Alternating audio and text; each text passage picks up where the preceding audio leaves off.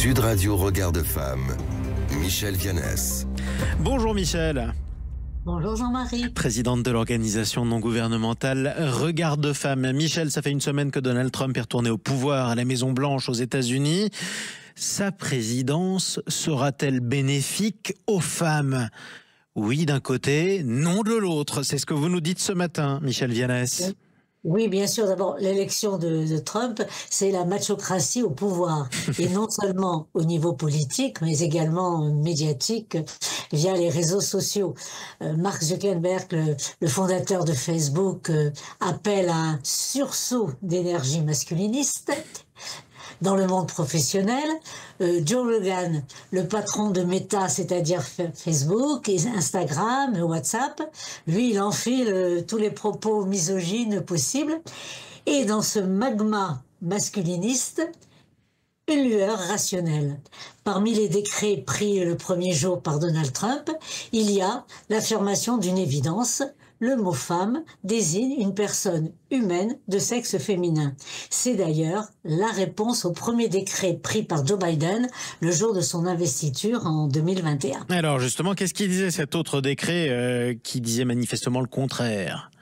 Eh bien, le président Biden, dès son premier jour de mandat, a demandé au gouvernement fédéral de, et je cite, revoir tous les ordres, règlements, documents d'orientation politique, les programmes et toutes les mesures des agences qui pourraient porter atteinte aux droits des personnes transgenres. Ce qui s'est traduit, entre autres, par l'autorisation des hommes s'autodéclarant femmes dans les équipes sportives féminines, notamment pour l'attribution des bourses universitaires au détriment des étudiantes, bien sûr, dans les vestiaires des femmes, ils pouvaient y aller, et l'incarcération des prisonniers masculins s'auto-identifiant eux aussi femmes dans les prisons de femmes. Effectivement, c'était radical. Que contient maintenant le nouveau décret pris par Trump ? Eh bien, il demande aux agences fédérales de cesser, et là je le cite aussi, de prétendre que les hommes peuvent être des femmes et que les femmes peuvent être des hommes lorsqu'elles appliqueront les lois qui protègent contre la discrimination sexuelle. Ce qui est indispensable dans cette année où nous célébrons les 30 ans de la plateforme d'action de Pékin et l'obtention par les femmes de l'établissement de statistiques sexuées afin de rendre visible et d'avoir une base solide et factuelle des différences d'accès de femmes et des hommes aux fonctions et à tous les espaces de prise de décision. Et c'est indispensable pour tous nos combats pour l'égalité, justement, en droit, devoir et dignité des femmes et des hommes.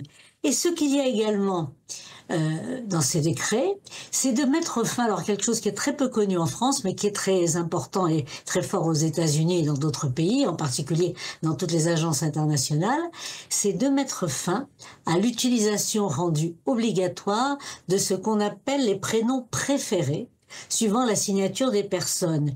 Et le slogan « Kamala est pour eux, elle », le président Trump et pour vous, qui a été répété, asséné tout le long de la campagne présidentielle, a sans nul doute été des plus efficaces pour la réélection de Donald Trump, et réélection qu'on peut regretter.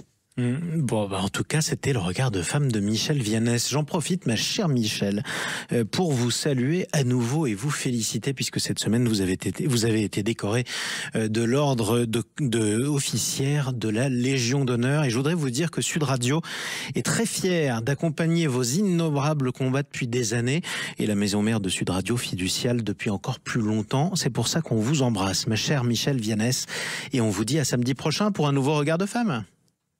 Merci.